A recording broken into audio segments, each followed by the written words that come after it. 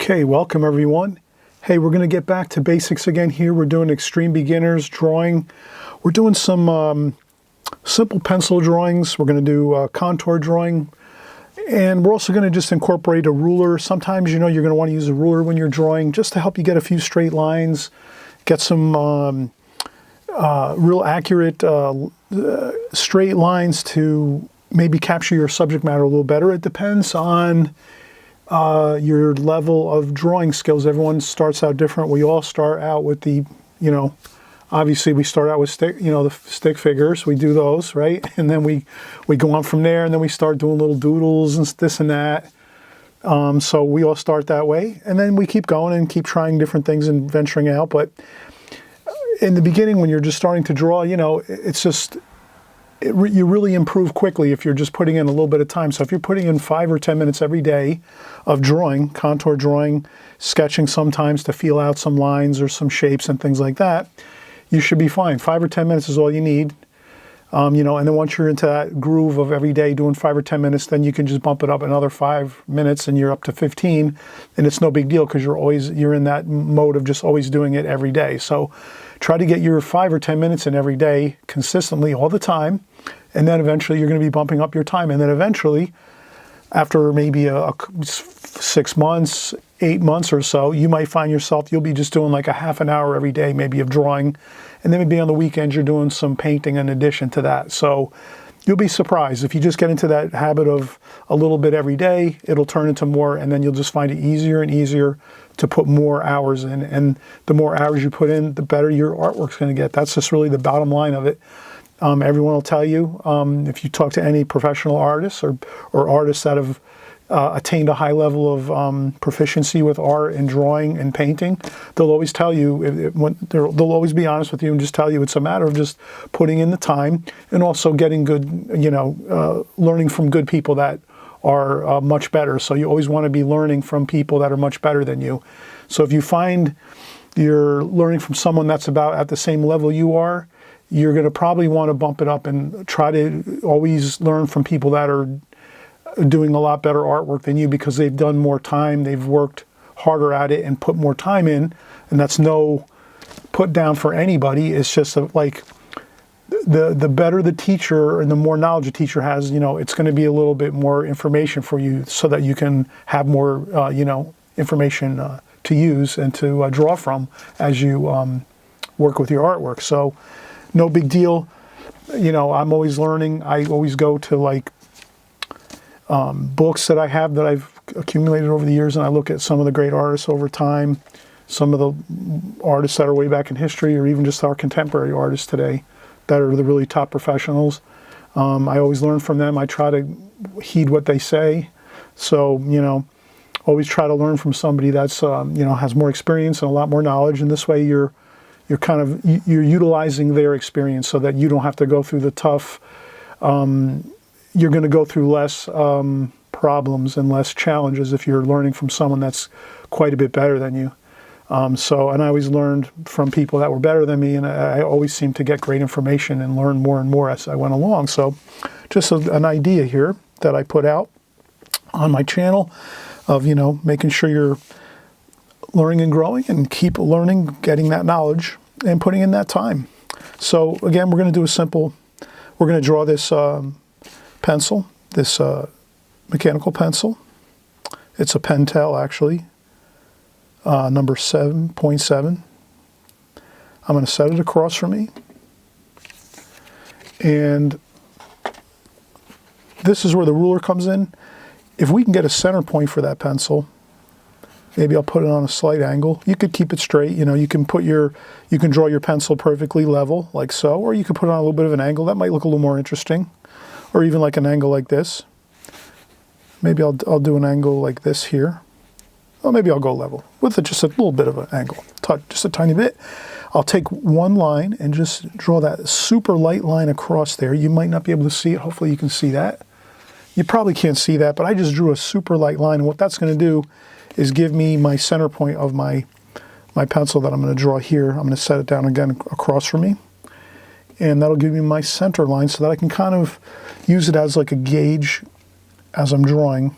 So I'm going to start at the very point That's where the lead's going to be, so the lead will be here, like that. Then it starts to flare out a little bit.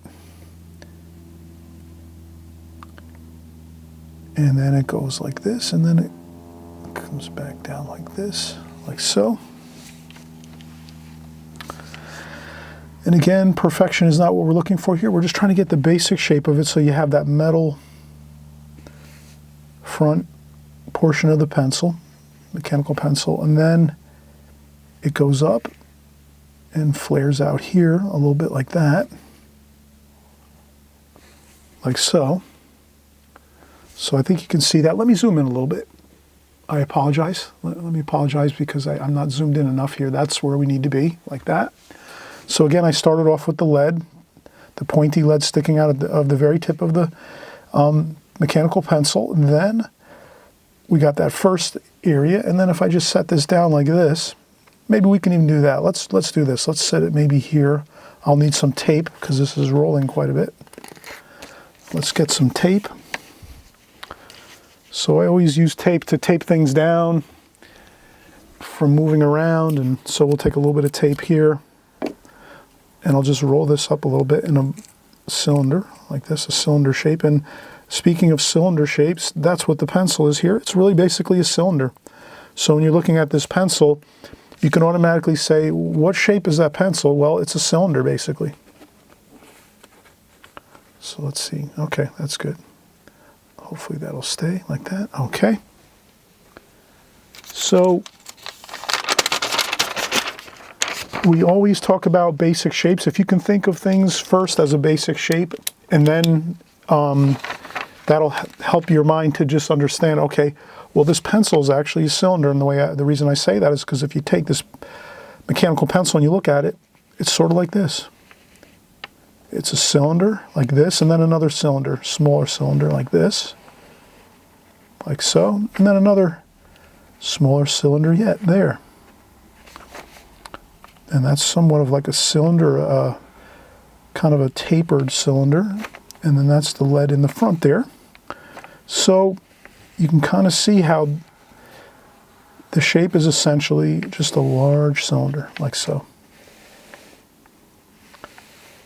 So if you have any object you're going to draw, you just look at it first and go, does this remind me of any particular, shape? It's the cylinder shape for certain. And then maybe if you're drawing like a something else that might be, like the shape of like a cube, you just might say, oh, well, it's a building. Maybe we're drawing a building, and we look at the building and we say, oh, well, that's actually a cube. It looks like a cube. And then if you see it in a basic shape first and say, oh, well, that building, well, it's actually a giant cube. And then as you're drawing it, then you're going, okay, well, there's all the windows, like so.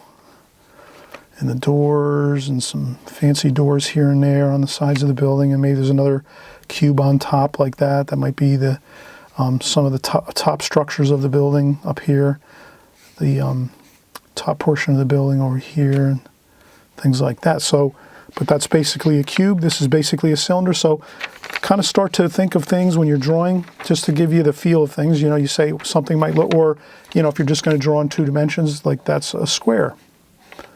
So that building is basically a square. If you're just going to draw the building like a square, that's a square. A building is a square, and that's like a rectangle on top.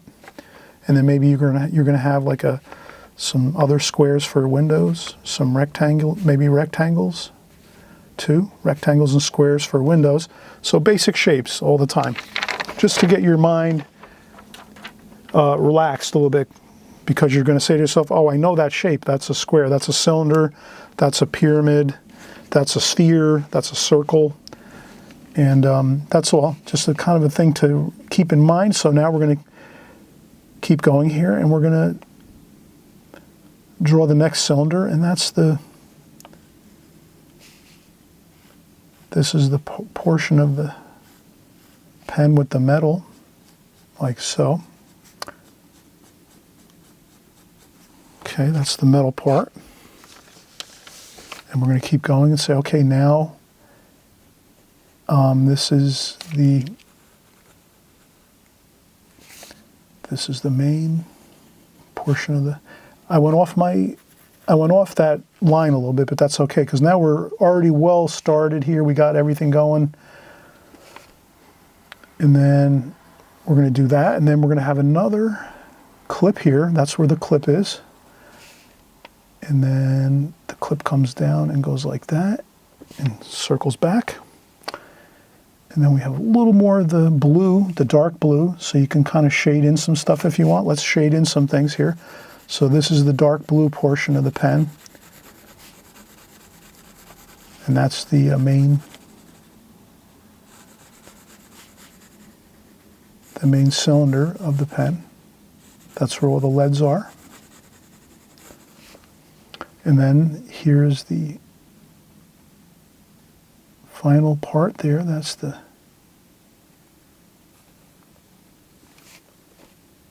this is the part of the pen you push down to push the lead out. To get more lead out when you're kind of running out of lead, you use your thumb and you hit the, so this is the thumb pin, I guess they might call it. I did not look up the exact parts of all the parts of a pen before we did this video. Some of you might want to look it up online and put it in the comment section below, and then this way we can kind of, someone else will be adding to the educational value of this channel. And there we go, look at that. Now you can do a little darker shading here, like that. And then there's another few darker rings here. 1, 2, 3, and 4. They're just a little more, you don't have to get this detailed, I guess. Then there's a shadow. Let's do the shadow underneath it. So basically the shadow underneath it's going to be the same exact shape, except it's going to be just all with a bit of a darker tonal value to it. So the shadow is just going to be a dark, medium dark underneath, like so. And I think you're seeing the shadow. Yes, you're seeing the shadow on the video here. So you'll see that I'm just following the shape of the pen, like that. And it's even very light out here, super light, where they pushed the end of the that push pin there, that part of the pen in the back there, and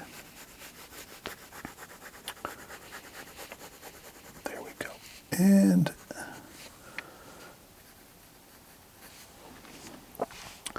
so I hope you enjoyed this. This is just, again, we're doing our 5 or 10 minutes every day, right? So this is one of our 5 or 10 minute drawings, a simple mechanical pen. We learned some good information here. We learned if you want to take a ruler and get a line first, very super light line like that first, and that can be your center line, and then you can work almost as if you're mirroring both the up and down portions of this. So you're going to keep them equal distances. So as you go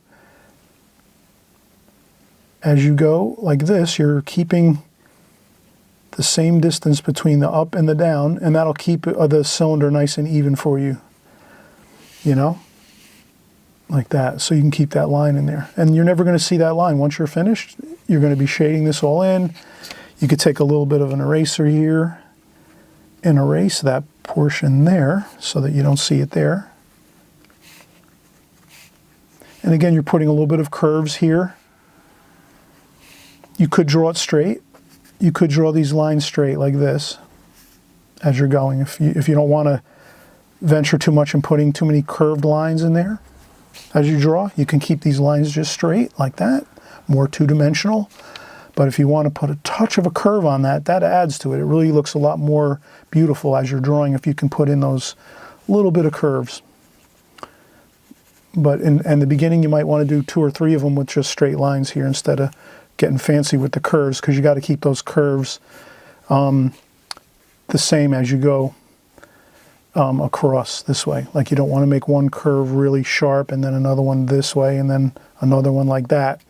That'll look really unpleasant looking. So if you are going to do these curves, you just want to remember you're going to keep them pretty much the same curvature, each one, on the same radius, and that would be fine if you want to venture to do that.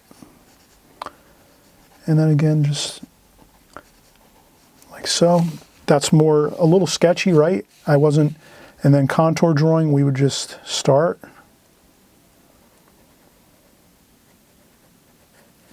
So contour drawing, we're not really going to be doing any sketching really.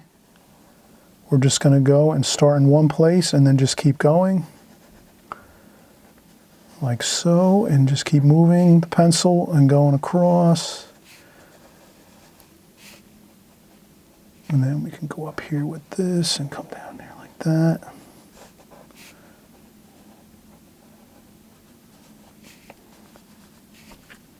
And then you can sometimes do that. Probably should have just went straight through with that line, but, and we do that there, one more there, and then another like that. And that's the contour drawing method, where you just start in one spot and just keep going all the way through. And again, you're not looking for perfection. You're just looking to get a good, good representation of this, of this pencil here, this mechanical pencil, not perfection. And the more you do them, the better you're going to get at them. I guarantee if you're doing like the first 5 or 6 aren't going to look the greatest. They're going to look better and better each one you do. But then if you're doing like 25, 30 of these over the next 3 or 4 months, yours are going to be looking great, because you're going to practice it over and over, and you'll get that comfortability with it. You'll be comfortable drawing this, and then you'll just keep going. I practice drawing pens and pencils all the time for many years now. So you're looking at someone I've been trying to draw pencils ever since, years and years ago. 10 years ago, I started drawing pencils and paintbrushes a lot. I just liked to do it and enjoyed it. It was fun for me to do it. And then I just had fun with it, and I just kept, and then after a while, I'm so comfortable drawing pens and pencils and paintbrushes that I really don't have to even think about it all that much. I kind of already have the feel of, and I know what I'm kind of doing already. So that's what, you'll get to that point. It's just a matter of, doing it quite a few times, at least 20, 30 times you do this, and you'll get the feel for it. Okay. So, hey, have a great time with this. Have fun most of all. Don't get discouraged ever when you're drawing if you're just starting out. You just keep going, having fun, practicing at it. You realize when you're in the beginning and you're just starting out and you're an extreme beginner, things aren't going to look great all the time. You're going to have some really good drawings once in a while. You'll get a great one and you'll be like, wow. And even the greatest artists in history will tell you, most of the time they'll be honest and they'll say, when I do paintings, only 10% of them come out great. The rest, I just don't think they're that great. So think of it the same way. You're just going to be following that same idea that all the great artists in history, like Monet and all these great artists, right, like Picasso, and they always said, most of them always made some comment somewhere in the history books saying, yeah, about 1 out of every 10 paintings came out great, or 1 out of every 5 or 6 came out great, and the rest, they're okay. So don't get discouraged when the ones, if they don't come out great, no problem. Once in a while, you're going to have one that comes out and you're going to say, oh yeah, that one looks great. And you'll put that one, to the side, put it in like a box or something, or you hang it up on the wall with some tape or whatever, right? All right, so keep going, get excited. It's just a matter of putting in some drawings and some time, and you'll get there. So we'll see you on the next video. We'll do some more drawing on the next video. Who knows what we'll do, but we're going to do something interesting, something fun. Okay, we'll see you on the next video. Bye for now.